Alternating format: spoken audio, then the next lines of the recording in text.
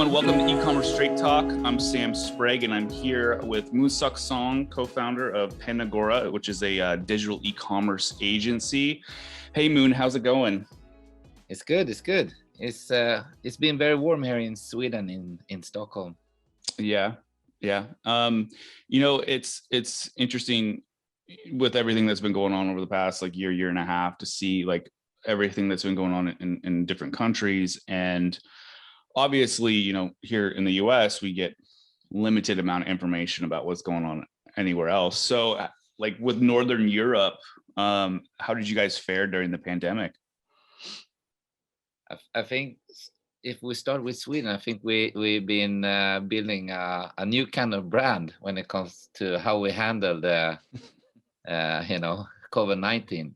It's never been a lockdown here in Sweden. It's been a lot of up to each and everyone to take their own responsibility to stay home or walk out or whatever you want to do. So I think we have taken a lot of heat for that policy, but it's not over yet. And let's see which strategy that has been working, Yeah. Well, I mean, even with the Delta variant, we've had clients who've they've gotten it, right? There's parts of their team have gotten it and they've been out for a week. It's very interesting to see sort of what's going on again with all this. So now Panagora, you guys deal in the e-commerce space like we do, primarily there in Northern Europe. So tell me a little bit more about that. I mean, we started year 2001, so it's been around 20 years now, working as consultants for, B2C e-commerce startups mostly. And we started completely random, spring 2001, around .com crash. So working with e-commerce and try to sell fashion online was maybe categorized as one of the most stupid idea ever. But we were lucky to, run into a small retailer called Sneakers and Stuff selling limited Nike and Adidas sneakers, those collectible sneakers. Yeah. And we still work with them today. And I would say long story short, working with startups and work together for many years has taken companies from 0 to 150 million euro online, something like that. And we learned a lot working together with a bunch of these companies. We've been involved in 17 of top 100 biggest B2C stores ranked by revenue here in Sweden. And again, Sweden is less than 1% of the global e-commerce revenues. Yeah, so it's a small market. But the key to success for our clients has been they are very niche, and because they're niched, they can do cross-border e-commerce. So I think we launched Sneakers and Stuff in an English version 1 year later, 2002, and sign a contract with UPS and shipping to every country in the world and see who's want to buy a couple of sneakers. And so there was no real grand vision or amazing strategy behind all these years of e-commerce. It was just struggling our way forward, trying to make a living. That's how it started. Interesting. Yeah. And I know, you and I have talked in the past, and I found it very fascinating, even with the brands that we talk to when we talk about getting into other markets, Australia being one, obviously, US, Canada, Mexico, and then the UK, but very rarely is it we're ever talking about Northern Europe, right? It's just not even a thought to get into that market. So, I mean, what would you say, how would you determine if a brand or, a company should get into Northern Europe, or how would you know if they would be successful or not? That's a good question. I mean, if we start backwards, Amazon launched their first local warehouse quite recently, like a year ago. And I think if you look how Amazon rolled out in Europe, they start with, Germany, UK, and France, the big three economies in Europe. And if you I think one reason why they come so late to a country like Sweden is we are such a small market. And actually they rolled out Amazon Prime, I mean the video Prime before the actual marketplace, even though of course the cross-border e-commerce has been around for many years. So from a marketing perspective, I would say 2/3 of the digital marketing budget is Facebook and Google. So you can use the same toolbox in Europe, mid-Europe, as in Sweden or in US. So, but it's a rational consumer in Sweden. I think like price comparison sites has always been around. You know, is a rational consumer. If they can buy a similar product for the best price and the best consumer experience, I think, and if you can offer that, you're all good. I think it's been very hard for companies in Sweden to understand how big cross-border e-commerce truly is in Sweden. We know that the digital transformation in Sweden before Corona was about, let me see if I get this right, 11% of the total retail revenue has been digitalized. That is quite low. I think the global average at that time was about 14%. Yeah. And I think after last year, 2020, we increased the speed and we're around 14%, but then the rest of the world has increased as well. So we're still behind the global average. So I think the vertical that is most mature in Sweden is books. So it's about 50%, equal to toys and that vertical in US, I think.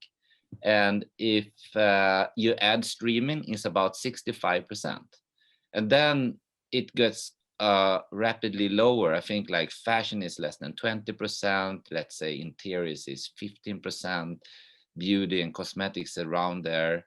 And food was before Corona 1.8%. So let's say food is the vertical that has grown the fastest in terms of percent. So it's like maybe 4 or 5% right now, but still on very low numbers. And one of the key reasons is that, I mean, in US, you've been used to getting fast delivery quite for a long time. You talk about same day delivery, same hour delivery, but you know, last mile delivery in Sweden is quite new. So one reason that I mean, Amazon and those companies maybe not getting so quickly into a country like Sweden is because our infrastructure from a logistic perspective hasn't been that you know, in the forefront.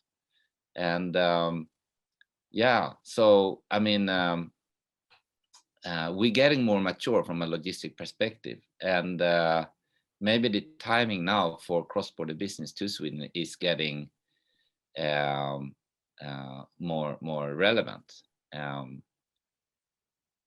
Yeah, but yeah, so if you can find, you know, this vertical or whatever that is relevant for you, and you can find a hole. And to be, from my point of view, if I would like generalize Swedish e-commerce entrepreneurship, I think we have a copy of the American Warby Parker, Allbirds, Kylie Jenner, Glossier, and so on.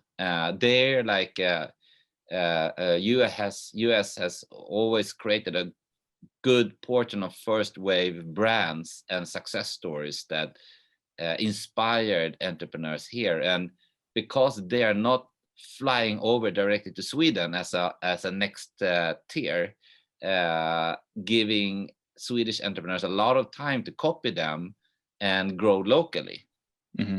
So I think that the big fear Swedish entrepreneurs has is that we have to quickly grow from Sweden cross-border to mid-Europe and other countries before you come to us.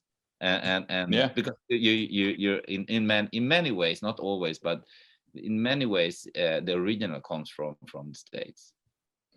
Well, and I can tell you from experience working with companies and brands from Eastern Europe and Central Europe, it's tough because we've done that same exact model, right? Where it's just like be fast, spend a lot of money and be fast to break into the market. And sometimes it works and sometimes it just burns and dies out, you know. It's very interesting to see that, you know. It's especially with, you know, and like I was saying, it's just the thought process isn't there to be like, hey, we should look into these other markets to get into. It's just not even a thought. It's like you have a couple of markets that everyone thinks about, and that's it. And I'm curious to get into a little bit more of that too, because I know that you and I spoke about like South Korea and shipping products and moving products through allied nations and those tax incentives. You know, it's is that similar in Sweden as well? Yeah, I mean, basically, the company valuations in Sweden is usually lower than the exact company in US. The macroeconomy is just smaller here in Sweden. So usually we don't have enough, we don't have similar fundings as the US companies get. So they need to find other tricks in the book to grow globally faster. So the wholesale business is still quite big among startups to build brand awareness with global retailers. And because, especially in fashion industry, which is still having a huge global obsolete business model with local distributors and agencies as middle hands pushing up the retail price, means that a lot of the global brands in Asia has a higher retail price because of more middle hands.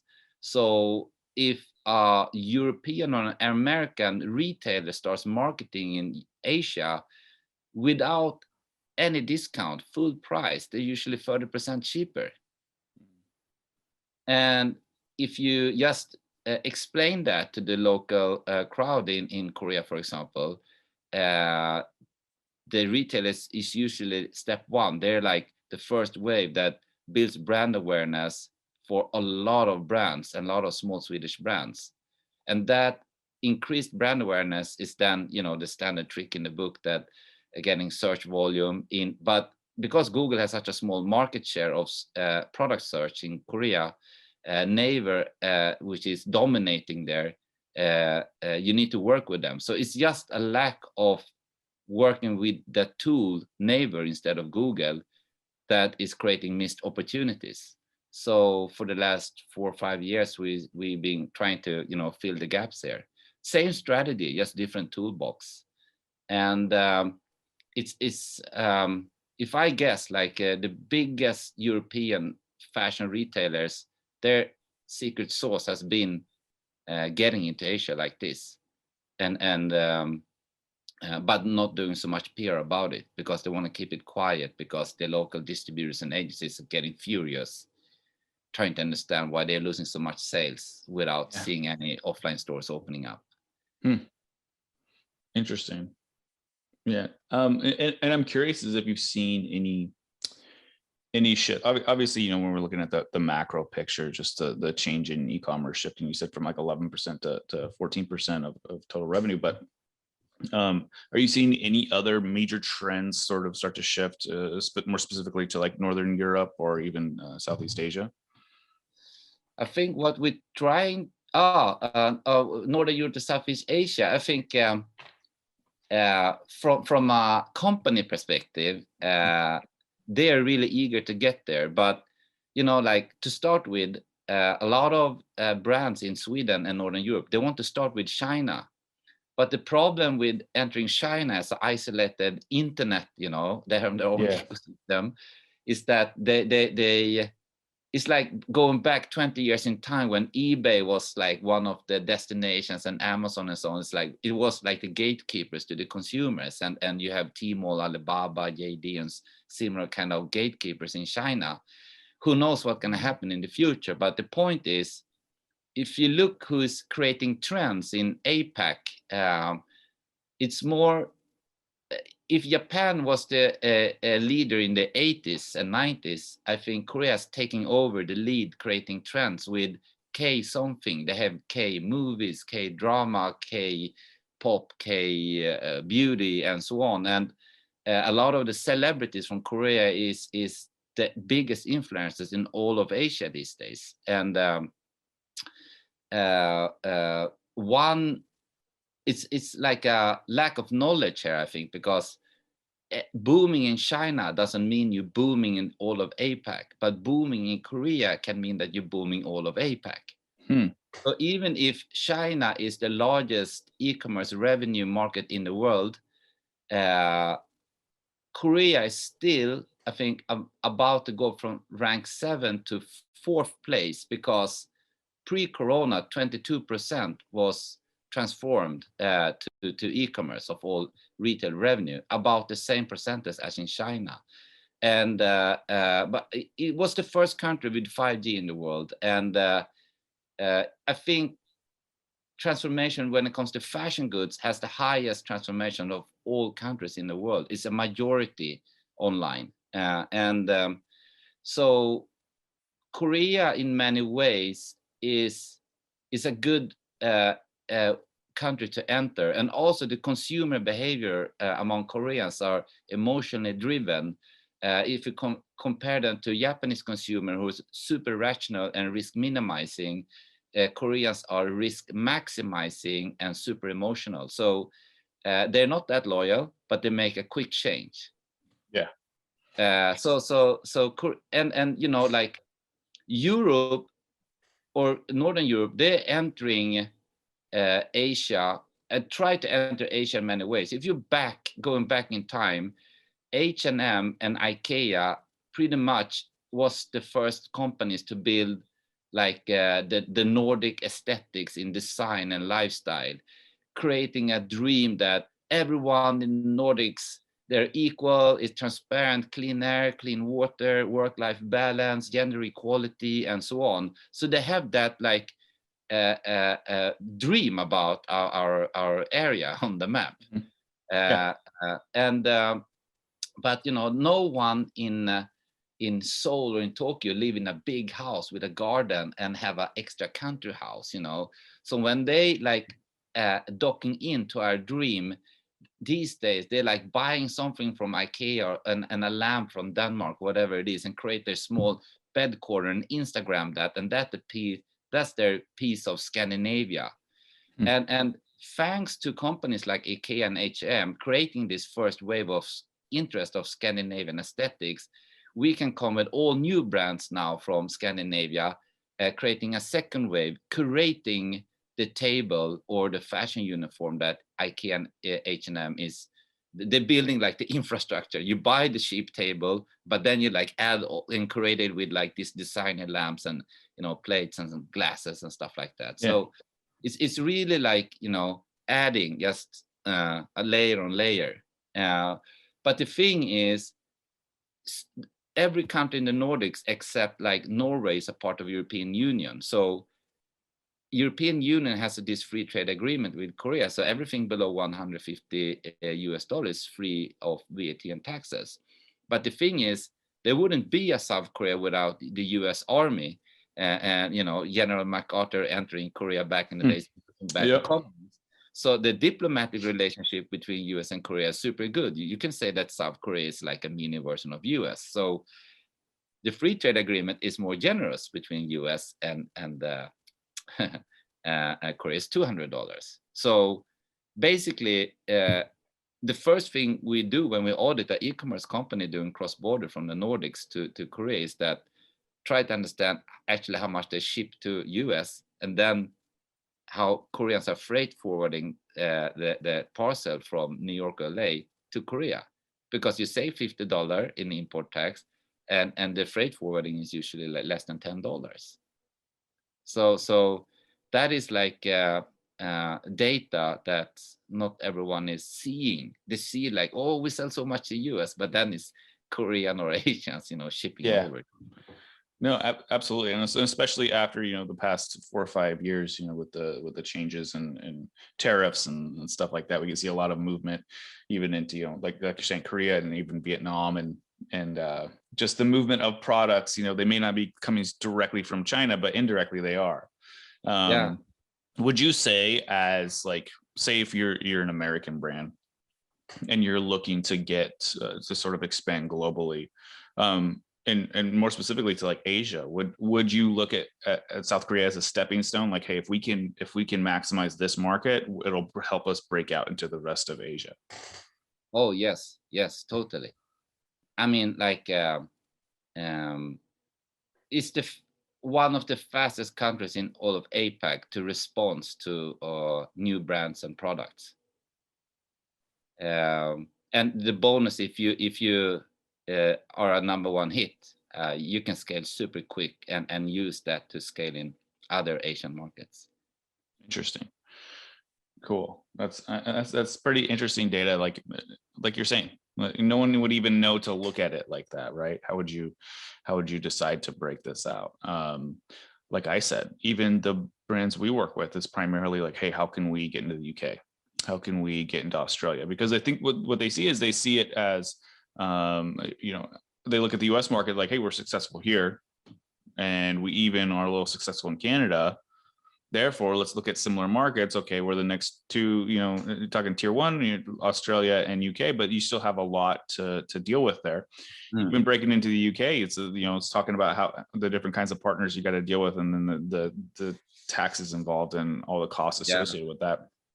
On top of that, the regulations and everything. And but to look at Asia, and I think a lot of brands just look at Asia and be like, China owns Asia, like I don't even want to touch it. But to look at it from a perspective of, hey, if you could get into South Korea and make them love your products and your brand, that will then resonate with the rest of like what you're talking about, APAC. So looking at all these sort of benefits and moving into, like we're talking about Northern Europe and Asia, what are some of the bigger challenges, more specifically to like Northern Europe, for a brand to get in there? I mean, first is like how to build brand awareness.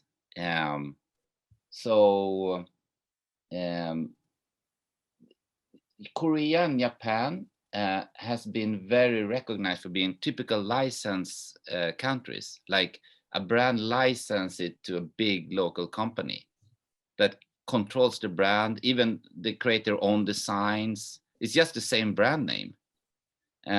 So it's a new thing to launch direct to consumer for Scandinavian brands into those markets. So build brand awareness it's extremely rare to see direct to consumer brands in those markets even today.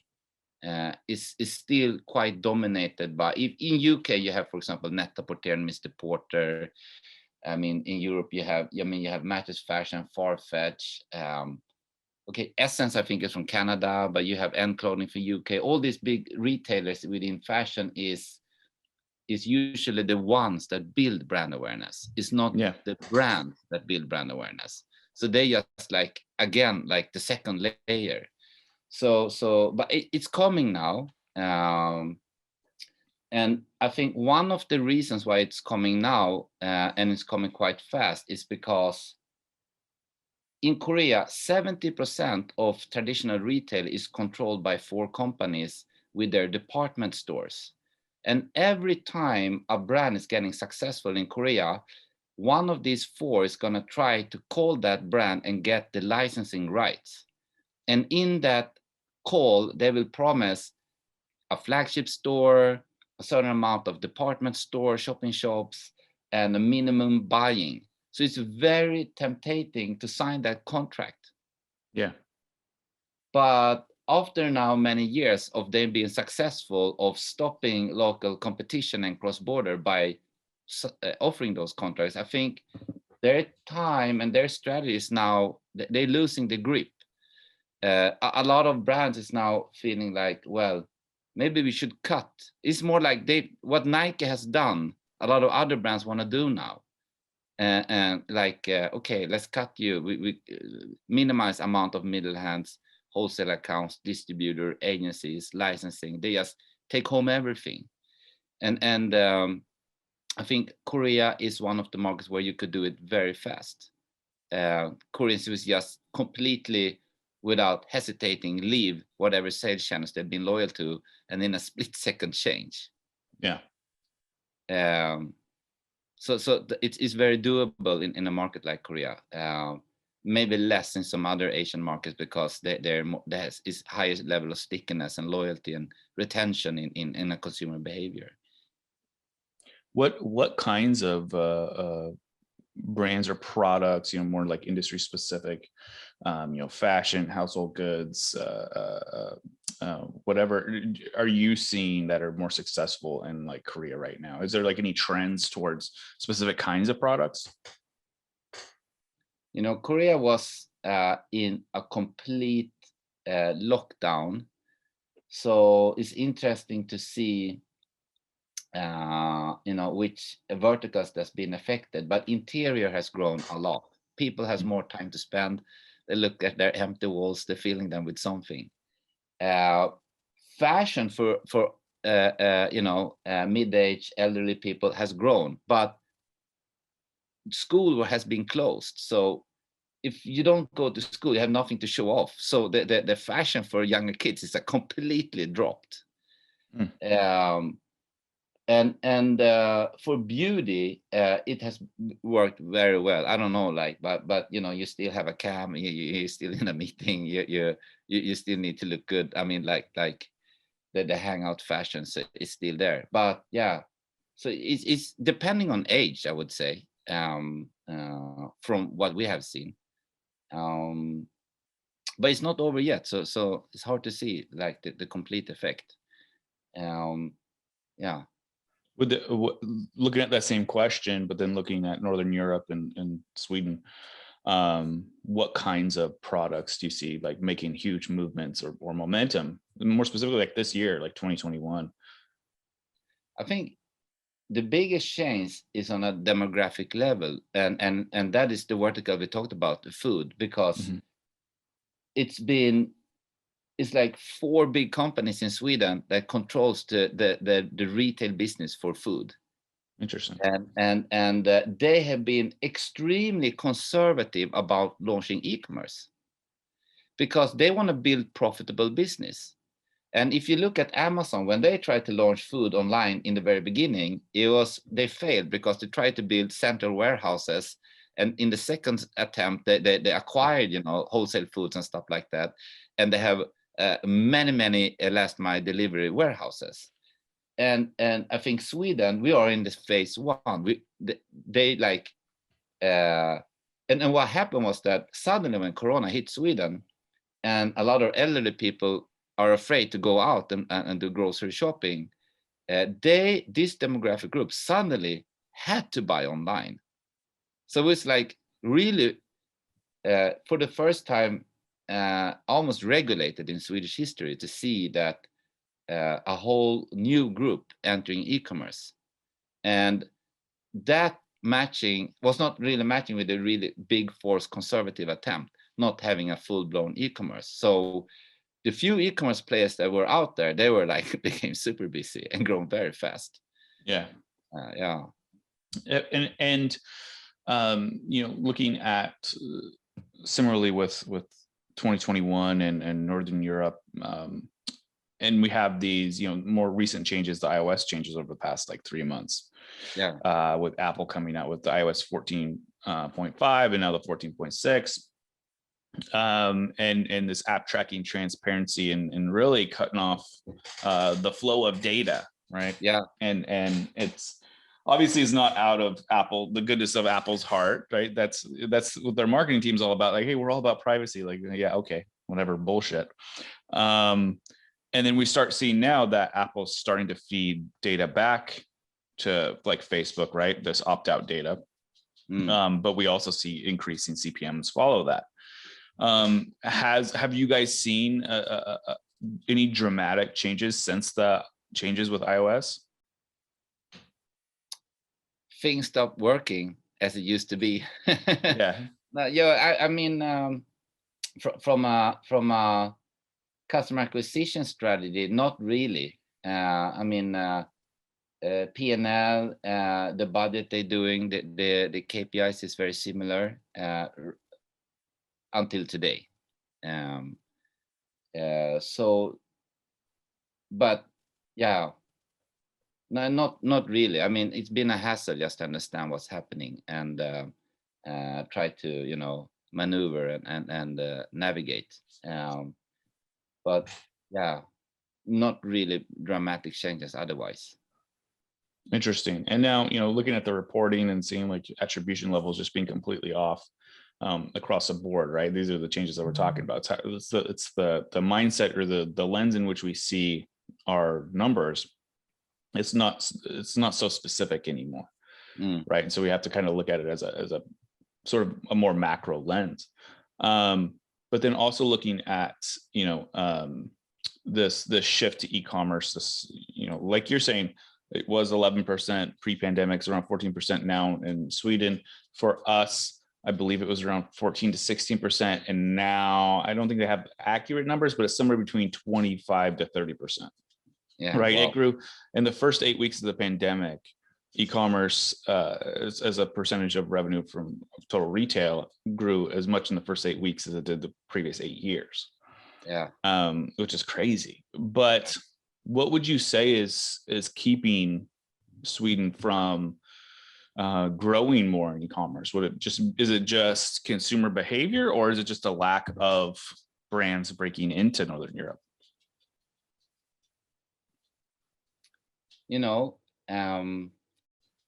I would say Swedish people are very proud talking about our history, how innovative we have been. I mean, imagine we kind of invented the mobile phone. We were really pioneers when it came to rolling out the first generations of 2G, 3G, and so on. But today, we don't really have 5G even yet.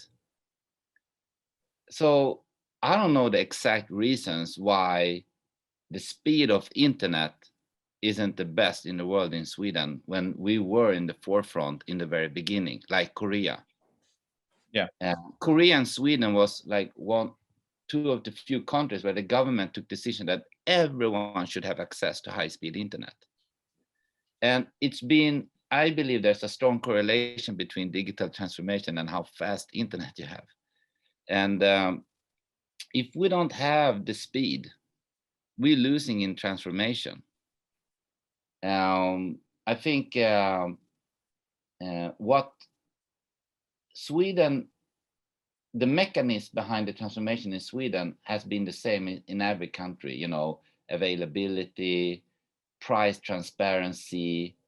But when it comes to energy and logistics, we has been really bad because we had one company owned by the government that controlled the market pretty much. Interesting. It's like there will be one UPS in the States controlling the market. Yeah. So if that company is so fat and happy, they don't develop like the best last mile delivery service, tracking and so on. There's no motivation for that. And so the logistics and the speed of internet, lack of speed of internet, is some parameters where we're lacking. And because food is the biggest vertical of what Swedish people are spending on, where the transformation has been extremely slow, is also a very important reason why the transformation is so small in numbers. I mean, Sweden total retail spend is about 75 billion euro, and a little bit more than 10%, 14% of that is now online. And that number in online revenue is what Amazon had in online annual sales, I think around 2004. Yeah. And,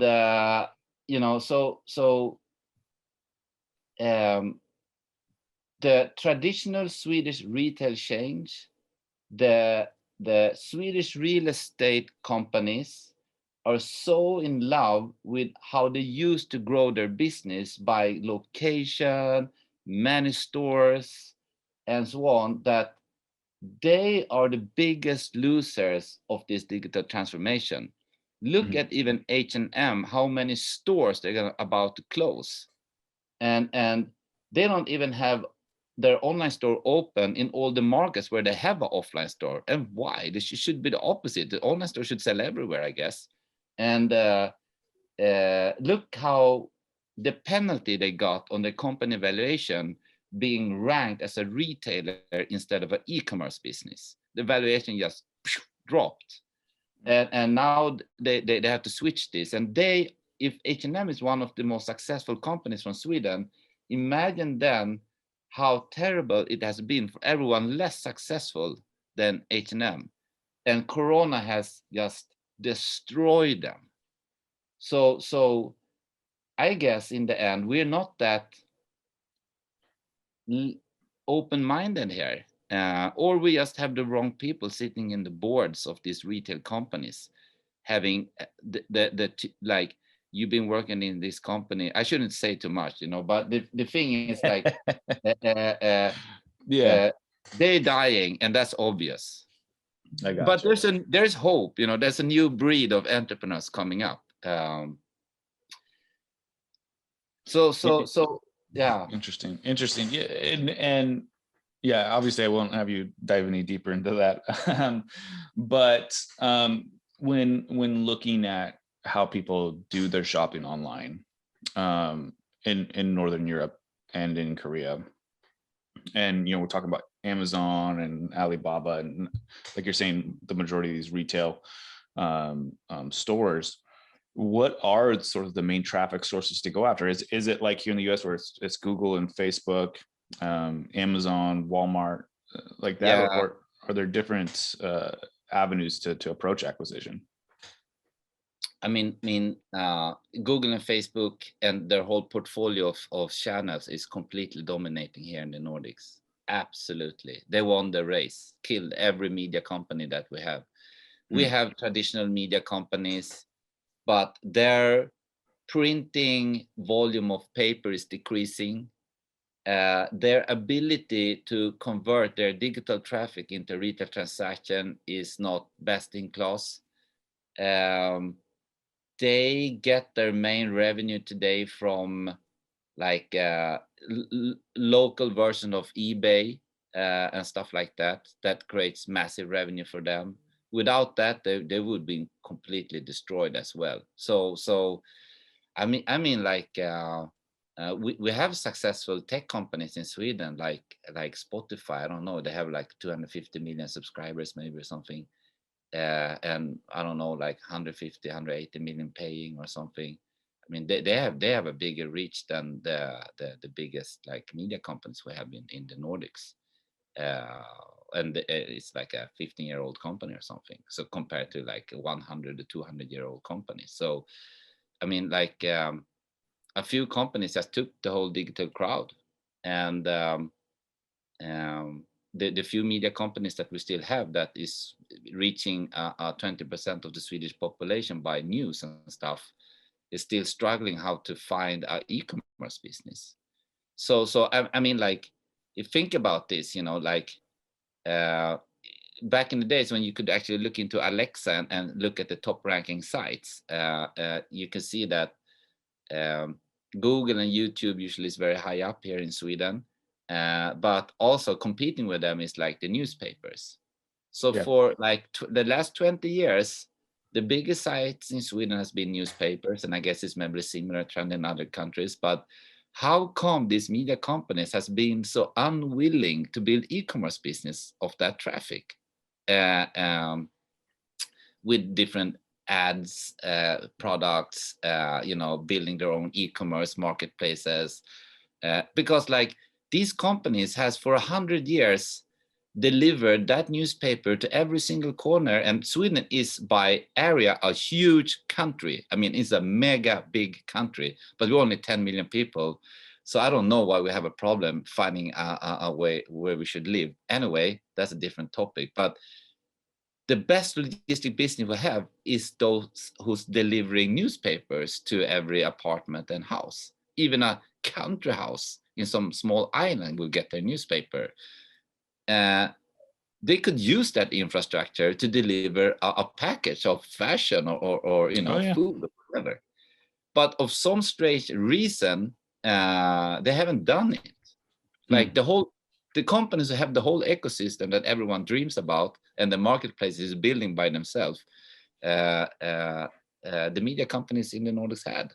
Now, actually, it is shifting a little bit. Like they in Norway is a company like having 10,000 distribution places for newspaper, where e-commerce companies can leave their parcel and they reverse the whole flow. So they pick up the parcel instead of distribution newspaper, bring it to the central warehouse, and the next day deliver it to the houses. So it's a next day delivery concept, and is one of the most popular shipping methods. But it just started like quite recently. So, but imagine if the newspapers would have pulled this off earlier. So like the pitch to the newspapers has been like, with reaching 20% of the population, why don't you like start your own e-commerce business and then add, connect that with your logistic business and kill it, especially during Corona, you know, like you could have delivered, you know, bread, toilet paper, whatever, you know. Yeah. Yeah. No, absolutely. And like look at Sweden. Another thing that is, I think, unique. I think we have the highest penetration of Apple products per capita in the world. I think like we're the most loyal country in the world to Apple. It's like 70% of Swedish people has like an iPhone or something like that. Wow. It's completely dominating. But listen to this. Why doesn't we, if we buy the everything except the smart speaker? Like, why do Swedish people really believe that having an iPhone by your bed isn't listening to you? Do we have like integrity problem with a smart speaker? I don't know. It's like an instant block. Smart speakers has zero penetration in this country, just a small bit, and that was the second, like if you talk with every journalist in this big media thing, you know, they record like this. They do audio. Yeah. So why they take that audio and typewrite that to a text instead of distribute a smart speaker by themselves with all the news? Because Swedish people actually trust the brands from the media companies. They listen to the news, they read the news. They would maybe accept that speaker in their home, because they're skeptical to that Apple, Amazon speaker listening and so on. But they can sleep with their phone, of course, because that was the same thing. But like, so that was like, that's another pitch. Like, hey, you can do something here, and you have the crazy archive of stories, you know, people want to listen to. But then again, Spotify's getting podcast, running faster, winning more crowd. I don't know, but I think these kind of discussions is all about a part of the answering on your question, why Swedish digital transformation is so low, because all the big companies isn't there. Mm-hmm. Yeah. It's just startups. Like, yes, we do King with Candy Crush, and we have Klarna as a payment method, and we have really a lot of good examples of startups here, but they're not on a macro level or of our economy. And similarly, you know, we jump around here back to Korea. You were talking about neighborhood, right? As like you need to get into neighborhood in order to really take over and scale in Korea. Can you tell us a little bit more about that? Oh yeah, neighbor. Neighbor. Excuse me. I was thinking of. No. I think there's something else called neighborhood, but yeah, neighbor. No, I think like I think neighbor has about, it's like a traditional internet portal where you can have you have search, you have news, you have blogs, you have your email there, you have your neighbor account, so you can do product search, so you can pay for it in the site and everything. It's like a complete portal ecosystem. Imagine MSN, Yahoo portals back in the days. It's still super alive and kicking. I think they have about 80% of the market share in searches. It's pretty much you wake up and you look at neighbor and you read the news. It's like that's the consumer behavior. And Naver actually launched a copy of WhatsApp, but it was a failure in Korea, but it's the biggest app for chatting in Japan of some strange reason, and the name of that app is Line. It was another copy of WhatsApp in Korea that took, I would say, 98% of the Korean population, and the name is Kakao Talk, and Kakao means like close. So those two are like the complete dominating channels. After Naver, until quite recently, there were two other search engines, Daum and Nate, before Google. But I think like Google has about 20% of the market share for more smartphones. You know, Android, Samsung is completely mega big and stuff like that. But but every time when we try to talk with the local marketing team in Korea and we try to convince them we have to work more with Google or something, they're like, yeah, well, maybe later. So even when we look at the numbers, we can still get some, revenue from those channels, but they're still so much more focused on Naver and another channel, and that's Instagram. Instagram has been super successful in Korea, but I don't know. I mean, like of more than 1 million accounts on Instagram with more than 1 million followers, a recent portion of them are in Korea, I think, and they are getting sponsored all the time. So people doesn't believe when they do product placement. Then again, Naver feels a very relevant function because the user scenario is that you see something on Instagram, then you go to Naver, and they have like something called like cafe. It's like, did you see this influencer? She was talking about that. I think it's fake. And then the marketing team is like, no, it's really good. And by the way, here's a campaign code. Yeah, are you sure about that? And then you have to ask that influencer to drop like a video tutorial, like, yeah, this is how I enter this shop, ABC, and this is how you put it in the basket. This is the shipping experience. This is the unboxing experience. Look at this, and there's a video and 50 pictures. And they're like, wow, it looks so real, actually. Yeah, here's your campaign code. Why don't you try? Okay, I'm gonna try. And then with enough gravity of threads, you're building SEO. And then if your brand is protected and registered in Korea, you can start to buy brand ads together with that. And that's pretty much how you start building enough of ads and content in that portal for your brand and try to build traffic and revenue. It's a very mechanical. And then there's something called blogs, and in Korea they call power blogs that you hire to write reviews and stuff like that.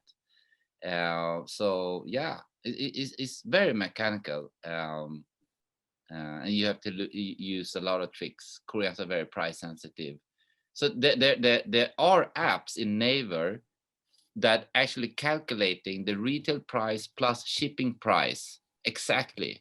So Koreans are always calculating the total price. Mm-hmm. And Korea is one of the few countries, I think, where you doesn't get rewarded by localizing your site in terms of language, currency, and payment methods, because Koreans of some strange reason think that's making the experience more expensive. Interesting. So like, I mean, while in Japan 4% of the population of 127 million people talk fluent English, and they're risk minimizing, you don't only need to completely translate, you have to proofread, which took me years to understand what it actually is, but it's like complete correct Japanese language, not only translated. So it has to be on brand and completely different user scenarios we do. I mean, Instagram again, super big in Japan, but then they go to the site, they read about your brand, they sign up on the newsletter, they want to see 2 free newsletter, and this will take 2 weeks, and then they are like, okay, you're for real, and they will make their individual decision and make a transaction. While in Korea, it's a group decision and you make a transaction. So Koreans are more like a wolf pack, and I think Japan as economy has been richer for a longer time. Korea was poorer than Ghana 50 years ago and now rank 11 by GDP, but Japan has been a mature economy for such a long time. So I think you have every subculture in Japan represented. You can find Elvis Presley community, the Beatles community, a Prodigy breakbeat. You can find every subculture of hip hop vertical there, every reggae, whatever you can imagine, you have that subculture redefined, reinvented in Japan, but not in Korea, because in Korea, the parents has worked hard, forcing the kids to study hard. So there's no time to develop any kind of hobby and special interest. So when you get out there to work, well, you don't know much about, hobby or anything. So if there's an influencer, and influence in Korea means successful. So I mean,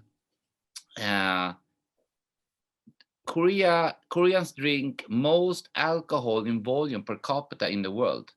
And the two companies biggest in producing alcohol by volume in the world are Koreans, and their export is less than 5%. And these green bottles, they're called soju. And when you turn around that bottle, by the way, it costs only $2 to buy one of these quarter bottles. It's not that heavy alcohol. But the point is that on the backside is you always a celebrity, like Olympic winner, Oscar winner, someone super billionaire, whatever. And that's how the Korean mindset has been for a very long time. It's starting to change. The subculture is entering the Korean scene, but for extremely long time, in modern perspective, it's been a wolf pack.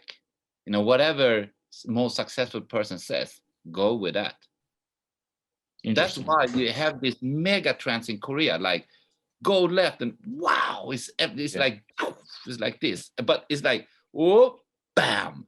While in Japan, it's more like da na na na na na na na na na na na, but forever up, but slowly. Yeah, no, that's crazy. No, and I hope this gives everyone listening some ideas, and this is why I wanted to talk to you today, right? We're talking about just these other markets to break into that are there, they're ripe for the picking, and yet we still don't utilize them enough. And so, I wanted to thank you today for hopping on with me. Why don't you let everyone know where they can find you online? Just search on me on LinkedIn, Monsuk Song. I think that's the best way. Awesome. Hey, well, thanks for talking to me today there, Moon. And everyone else, thanks for listening in to E-Commerce Straight Talk. Be sure to subscribe on YouTube and subscribe to our podcast. You can find it on Spotify, Apple Music, Google Play Store, wherever.